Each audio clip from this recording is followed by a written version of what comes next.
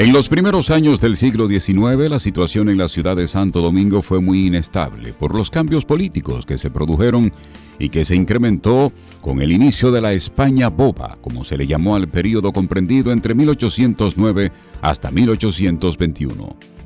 El 1 de diciembre de 1821, José Núñez de Cáceres proclama la independencia efímera, creando así el Estado independiente del Haití español, que finaliza 3 meses después, cuando Boyer decide ocupar la parte este de la isla en febrero de 1822, iniciando la dominación haitiana. Durante ese periodo en Santo Domingo había importantes establecimientos comerciales en donde se concentraba mucha gente, entre estos el almacén de Juan José Duarte, padre de Juan Pablo Duarte, ubicado en la calle La Tarazana. Y ese lugar es significativo porque no se ha dimensionado, no fue un simple centro ferretero y de gran importancia, sino que Juan Pablo Duarte, en plena ocupación haitiana, lo puso al servicio de la causa por la independencia. Sabemos que ese es el lugar como punto de reunión permanente de contacto, y establece la historiografía que ahí en ese lugar, en el patio, en la parte trasera de ese establecimiento comercial, que es el establecimiento comercial de la patria. La Tarazana se transformaba en una especie de ágora, a donde acudían muchos jóvenes a recibir cada día de labios de Juan Pablo Duarte lecciones de latín, de matemáticas, de literatura, de filosofía y de otras ramas del saber. El 16 de julio de 1838, un grupo de jóvenes con ideales puros, presididos por Duarte, inician un grupo conspirativo secreto que llaman la Trinitaria, cuyo objetivo era la separación definitiva de los haitianos y fundar una nación libre y soberana que llamarían República Dominicana. Esa entidad fue fundada en la casa de Josefa Pérez, doña Chepita Pérez, ubicada en la calle Arzobispo Noel, entre las calles San Tomé y Sánchez, frente a la iglesia del Carmen. Y no solamente fue el lugar, sabemos, donde estuvo el origen propio de nuestra República Dominicana, sino que también se siguió utilizando ese lugar.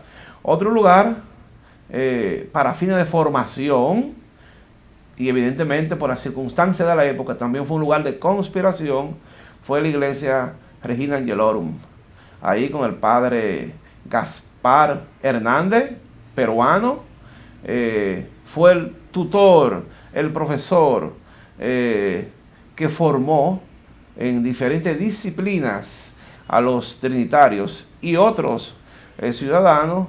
Otros puntos de frecuentes reuniones para el grupo de los trinitarios era la casa paterna de Juan Pablo Duarte y el antiguo convento de los jesuitas, que está en la calle Las Damas, esquina Las Mercedes, donde con frecuencia se presentaban obras teatrales preparadas por Duarte.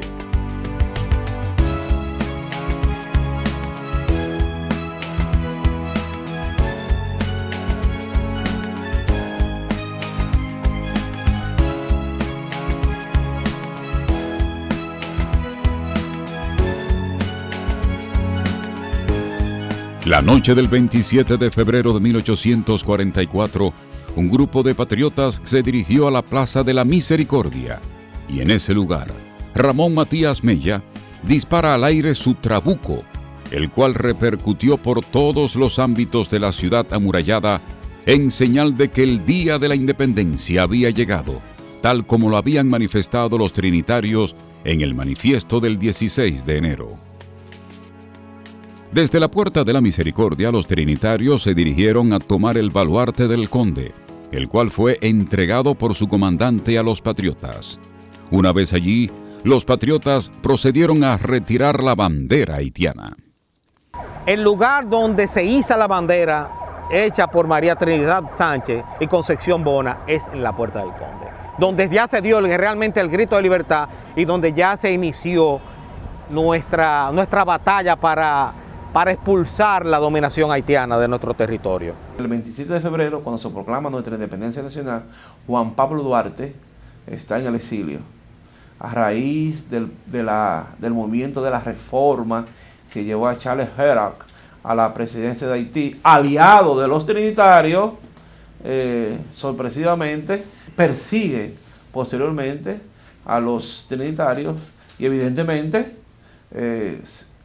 como es comprensible, la cabeza número 1 que se buscó fue la de Juan Pablo Duarte. La naciente república quedó dirigida por una junta central gubernativa bajo el poder de los conservadores y tenía por misión y tarea encargarse de organizar política, jurídica, militar y administrativamente el país. El trabajo de esa junta concluyó el 14 de noviembre de 1844.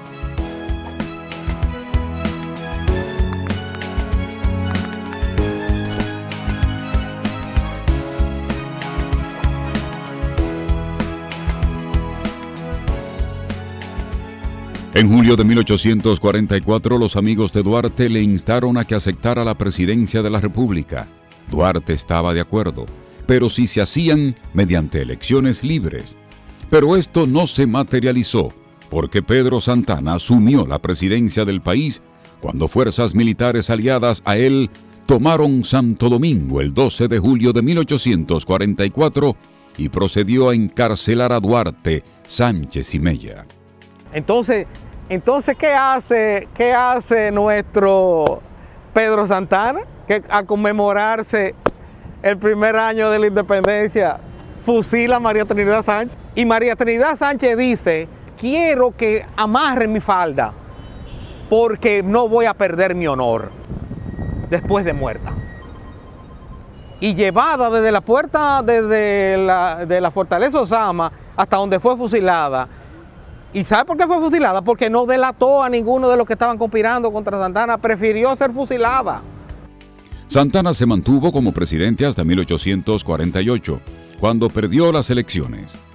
Asumiendo el día 8 de septiembre de 1848 Manuel Jiménez como presidente de la República, quien decretó el 26 de septiembre de 1848 una amnistía en favor de los exiliados políticos, incluidos Juan Pablo Duarte y su familia, así como Francisco del Rosario Sánchez, Matías Ramón Mella, entre otros trinitarios. El 11 de febrero de 1884 comienzan a derrumbar parte de la muralla para la construcción del Parque Central Independencia y oficializan las construcciones fuera de la muralla. Se crean los nuevos barrios, como es Ciudad Nueva, adosado a las murallas. Se abre lo que era el camino hacia Asua, que es la Avenida Independencia, lo que es la prolongación de la calle Mercedes. Entonces ahí comienza a extenderse la ciudad, lo que es ahora Gascue, lo que es La Esperilla.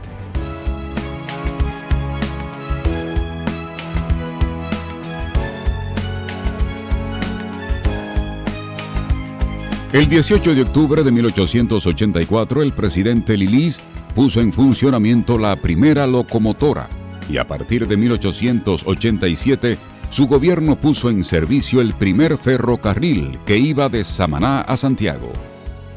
En la ciudad de Santo Domingo construyó en 1890 el puente Presidente Heró para unir la parte occidental de la capital con la zona oriental. En el año 1893, el presidente Ulises Heró inició la construcción del acueducto de Santo Domingo y en el año 1896 se conoció el primer presupuesto del país en el que fueron incluidos los gastos del alumbrado eléctrico en el ayuntamiento de la ciudad de Santo Domingo. El presidente Ulises Heró Lilís se mantuvo en el poder hasta el 26 de julio del año 1899, cuando fue asesinado a balazos en la ciudad de Moca. Y desde ese acontecimiento cambia la historia de Santo Domingo y el país. Cambios de los que hablaremos en la próxima historia.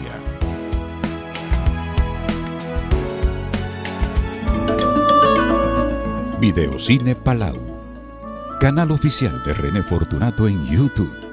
Suscríbete.